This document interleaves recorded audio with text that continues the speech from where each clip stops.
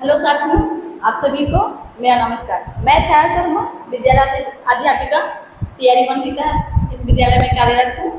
और आज जो स्पेशल डे है, इस स्पेशल डे पे, इस टॉपिक पे मैं आप सबको कुछ बताना चाहती हूँ। ये डे ऐसा है कि इस पे बात करने में लोग झिझकते हैं, लोग शर्माते हैं, लोग हिचकिचाते हैं। अगर हम शिक्षक ही शर्माएंगे, हिचकिचाएंगे और झिझकेंगे तो हमारे बच्चे आगे चल करके गहराइयों के गर्त में गिर जाएंगे, जो मैं यह कतई बर्दाश्त नहीं कर सकती। मैं एक स्त्री हूँ और मैं जिस दर्द से मैं गुजरी हूँ, मैं ये नहीं चाहती कि हमारे बच्चे भी उसी दर्द से गुजरे। तो इस चीज के बारे में सबको जानना समझना बहुत ही जरूरी है, इसमें जागरूकता फैलाना बहुत ही जरूरी है। जैसा कि आज है तारीख 28/5/24, 24वां साल 2024 और 28 और 5। ये दिन खास क्यों है? यह दिन खास इसलिए है क्योंकि ये महामारी स्वच्छता दिवस के रूप में मनाया जाता है। महामारी, जिसे लोग पीरियड्स के नाम से जानते हैं, इस पे लोग बात करने में हिचकते हैं, शर्माते हैं, हिचकिचाते हैं। मैं यह बताना चाहती हूँ सबसे पहले कि यह 28 और 5 मई के 28वीं तारीख को ही क्यों रखा जाता है। ये मई के 28वीं तारीख को इसलिए रखा जाता है क्योंकि यह जो चक्र होता है, महामारी का जो साइकिल होता है, वो 28वें दिन तक होता है और यह जो पीरियड का समय होता है वो 5 दिन का होता है। इसीलिए 28वें तारीख और साल के 5वें महीने में इसे रखा जाता है। रंग, जो कि जिंदगी को खूबसूरत बनाती है। रंग के बिना हमारी जिंदगी अधूरी रहती है। बिना रंग करके हम लोग खुशहाल नहीं रख सकते हैं। लेकिन वही रंग, लाल रंग, जो कि प्यार का प्रतीक है, लाल रंग जो कि झगड़े का प्रतीक है, वही रंग अगर किसी लड़की के वस्त्र पे लग जाए, उसके कपड़े पे लग जाए, तो लोग इसे शर्माते हैं। यहाँ तक कि लोग उसे बताते भी नहीं है, लड़की भी एक दूसरे से शेयर नहीं करती है। तो यह रंग एक स्त्री के लिए बहुत ही जरूरी है। जितना लाल रंग को प्यार के लिए जाना जाता है, उतना ही ये लाल रंग, रेड जो डॉट है, वह स्त्री के लिए बहुत ही जरूरी है। एक स्त्री, एक महिला इसी रंग के कारण अपने आप को पूर्ण मानती है, क्योंकि एक स्त्री, एक महिला जब माँ के स्वरूप को धारण नहीं करती तब तक वह अधूरी मानी जाती है। जब वह माँ के स्वरूप को धारण कर लेती है तब स्त्री एक पूर्ण बन जाती है। तो इस माँ के स्वरूप को धारण कैसे करती है? एक स्त्री माँ कैसे बन सकती है? एक स्त्री जो कि छोटी सी नन्ही सी बच्ची रहती है, तो जब वह उम्र के 10वें साल में आती है, यानी कि टीनेजर्स में वह एंट्री करती है, 10 से 13 साल की अवस्था में, तो उस अवस्था में उसे पीरियड्स आना शुरू होता है, जिसे हम लोग महामारी कहते हैं। इस पे लोग बात नहीं करते हैं, अपने बच्चे को बताते नहीं हैं। जब किसी लड़की को फर्स्ट टाइम से पीरियड आता है तो इस बात से वह बिल्कुल अनजान रहती है, क्या करे ना करे, कितनी तकलीफ से वह गुजरती है, वह वही समझती है। यहाँ तक कि उसकी माँ भी उसे पहले नहीं बताती है। जब उस लड़की के शरीर में कुछ चेंजेस आने शुरू होते हैं तब वह अपनी माँ को बताती है। जब उसे रहा नहीं जाता है, उस समय वह फील करती है इस चीज़ को, जब उसे उसके दर्द को बर्दाश्त नहीं कर पाती तब वो जाकर के अपनी माँ को शेयर करती है कि हाँ मम्मी ऐसा ऐसा बात है। तब उनकी माँ उनको बताती है, लेकिन वह खुल करके नहीं बताती हैं। तो इसमें झिझक क्यों, इसमें शर्म क्यों? यह शर्माने और झिझकने वाली बात है। जब बच्चियाँ या बच्चे बचपन रूप को छोड़कर किशोरावस्था में एंट्री करते हैं, किशोरावस्था में जाते हैं, तो उनके शरीर में बहुत ही सारी चेंजेस आते हैं। जैसे कि लड़कों के शरीर में दाढ़ी और मूंछ का आना स्वाभाविक है, उनका आवाज भारी हो जाना। वहीं लड़कियों के शरीर में उभारों का आना स्वाभाविक है। और क्या, उनका पीरियड्स का आना स्वाभाविक है, उनकी आवाज पतली हो जाती है। तो ऐसा क्यों होता है?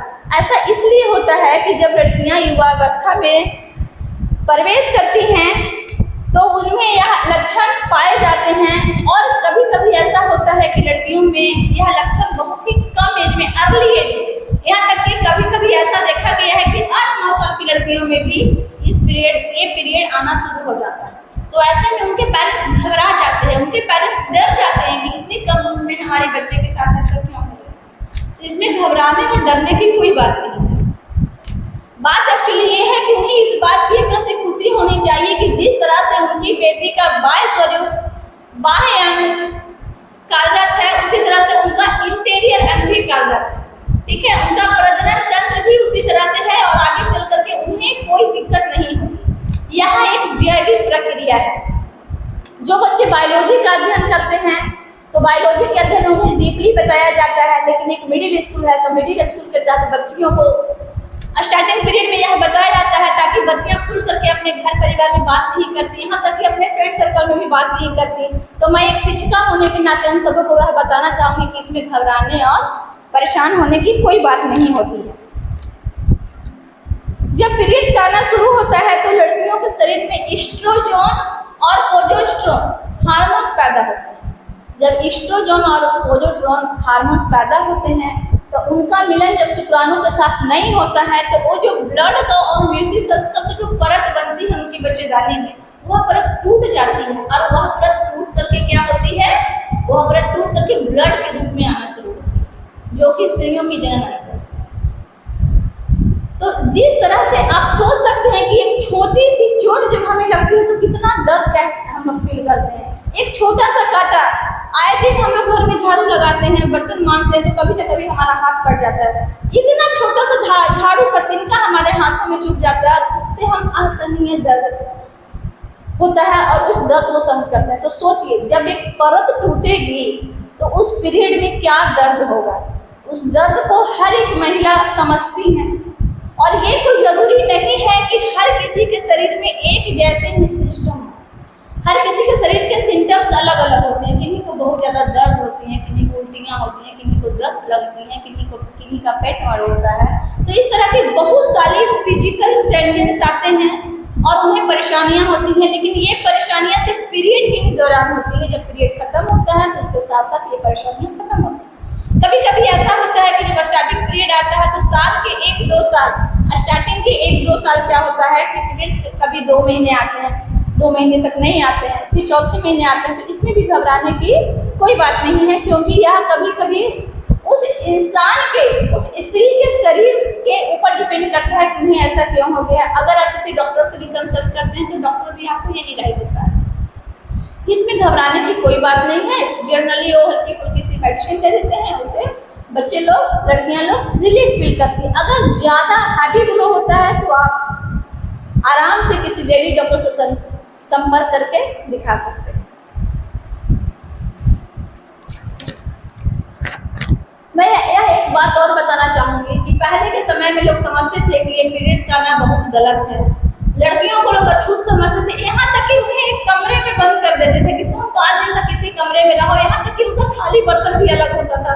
ये सब बात दादी से हम लोग सुन चुके हैं, दादी नानी से, कि पहले के समय में ऐसा होता था।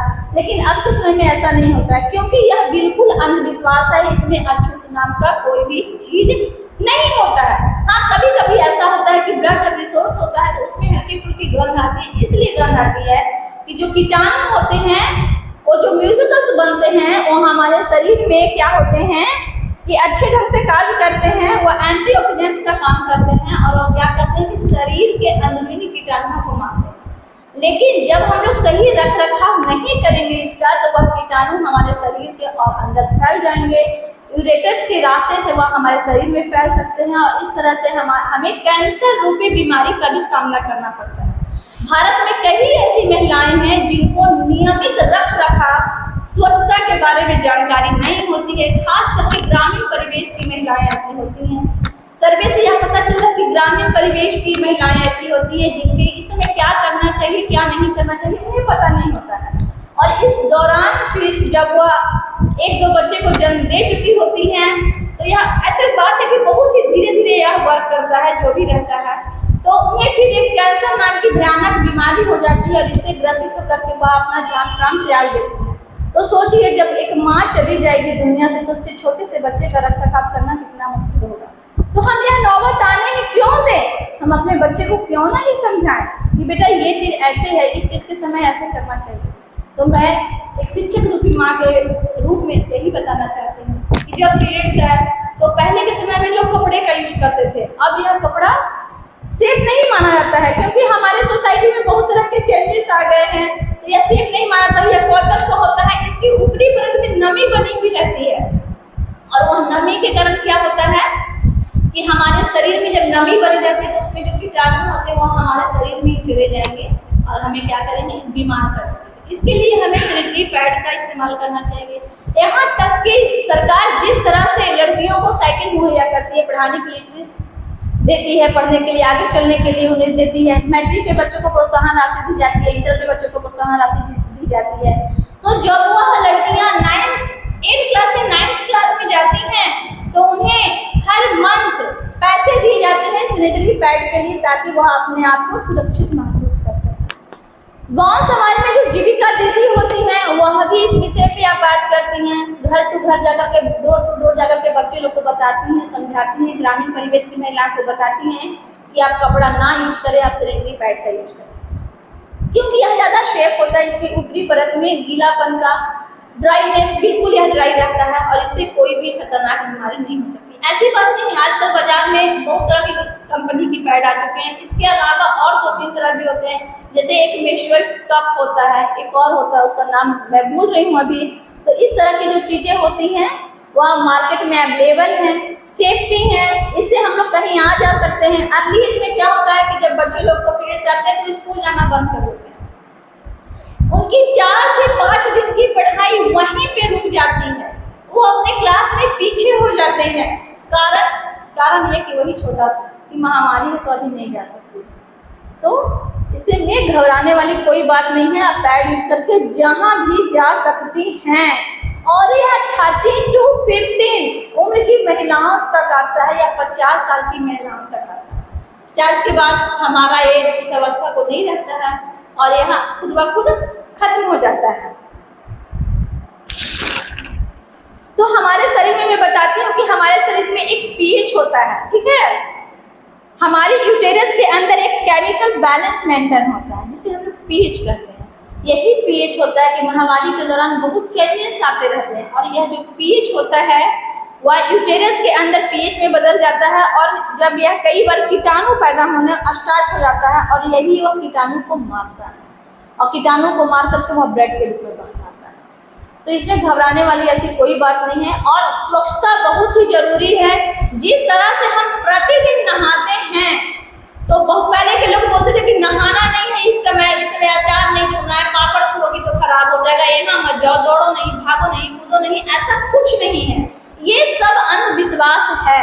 हम आराम से बिल्कुल नहा सकते हैं, यहाँ तक कि और दिन की अपेक्षा हमें ज़्यादा सफाई की आवश्यकता होती है। हम अपने पर्सनल पार्ट को ज़्यादा अच्छे से केयर करते हैं, ज़्यादा अच्छे से केयर की आवश्यकता होती है। इस समय हमें नीट एंड क्लीन रहना चाहिए। हम आराम से नहा सकते हैं, चाहे शैम्पू करके नहाए, साबुन से नहाए, कोई दिक्कत नहीं है। हम शैम्पू भी कर सकते हैं, बाल भी धो सकते हैं, अचार पापड़ भी छू सकते हैं। इसमें कोई परेशानी नहीं है कि ये खराब हो जाएगा, वो खराब हो जाएगा। ऐसा कोई सर्वे नहीं बताया गया है कि जिसमें हाँ पीरियड्स वाली महिलाएं अचार पापड़ छोड़ी तो खराब होगी। चाहे यहाँ नहीं जाओ, दौड़ भाग नहीं सकती हैं, पीरियड्स ज़्यादा आते हैं, यह बिल्कुल ही गलत है। सैनिटरी पैड यूज करके हम लोग कहीं भी आ जा सकते हैं। दुनिया में जितनी महिलाएं हैं, हर महिलाओं को इस सर्कल से गुजरना पड़ता है। इस दर्द से हर किसी को कभी ना कभी गुजरना ही पड़ता है। जब पीरियड्स आते हैं तो हमें अपनी लड़कियों का ज़्यादा ख्याल रखना चाहिए, उन्हें पौष्टिक आहार ज़्यादा देना चाहिए। एक बार खाने के बजाय समय समय पे उन्हें थोड़े थोड़े समय में 2-3 बार देना चाहिए। और हाँ, वह कपड़े का यूज करती हैं या फिर जो पैड का यूज करती हैं तो उसे कितने समय तक रखना चाहिए। किसी भी कपड़े या पैड को हम लोग 4 से 5 घंटे तक ही अपने पास रख सकते हैं। 4-5 घंटे के बाद उन्हें रिमूव करना चाहिए। तो रिमूव हम लोग कैसे कर सकते हैं? रिमूव हम लोग इन्हें पुराने कागज पे या पेपर में लपेट के करते हैं। ऐसे हम लोग डायरेक्ट इसे रिमूव नहीं करेंगे, क्योंकि इससे निकलने वाले जो कीटाणु होते हैं, जो वायरस होते हैं, वो हमारे वातावरण में फैल करके गंद फैलाएगा, दुर्गंध फैलाएगा, जो कि अच्छी बात नहीं है। ये हमारे इन्वायरमेंट को नीट एंड क्लीन नहीं रखेगा। इस तरह से हमें रखरखाव करना चाहिए। हमें जितना ज़्यादा हो पौष्टिक भोजन खाना चाहिए। हाँ, लड़कियों में खून की कमी हो जाती है तो उसके लिए हमें आयरन की टैबलेट जरूर खानी चाहिए। यहाँ तक कि आयरन की टैबलेट सरकारी स्कूलों में भी दी जाती है, मंथली सभी बच्चों को दी जाती है जो कि टीनेजर्स होते हैं। तो उन्हें यह टैबलेट्स जरूर खाना चाहिए। उन्हें अपने सेहत का रखरखाव करना चाहिए। हरी सब्जियां उन्हें ज़्यादा खाना चाहिए। यहाँ तक कि वो दूध का भी सेवन कर सकती हैं, इसमें उन्हें कोई दिक्कत नहीं है। और आजकल सरकारी स्कूल हो या कोई भी विद्यालय हो या फिर ऐसे भी सामाजिक संस्थान, वहाँ पे सैनिटरी वेंडिंग मशीन लगी रहती है। वहाँ जा करके लड़कियाँ आराम से इस चीज़ को खरीद सकती हैं, इसे यूज कर सकती हैं, इसके बारे में खुल करके बात कर सकती हैं। इसमें कोई झिझक, कोई परेशानी की बात नहीं है। और इस चीज़ को रेड डॉट के रूप में भी दर्शा सकती हैं। बता सकती हूँ। तो हमारा आज का कार्यक्रम यहीं पे खत्म होता है, जो कि महावारी स्वच्छता दिवस के रूप में है। मैं आप लोग को बता चुकी हूँ कि यह 28/5 को क्यों रखा जा चुका है। तो इस तरह की जानकारी देने के लिए मैं फिर आपके साथ उपस्थित होंगी। तब तक के लिए नमस्कार।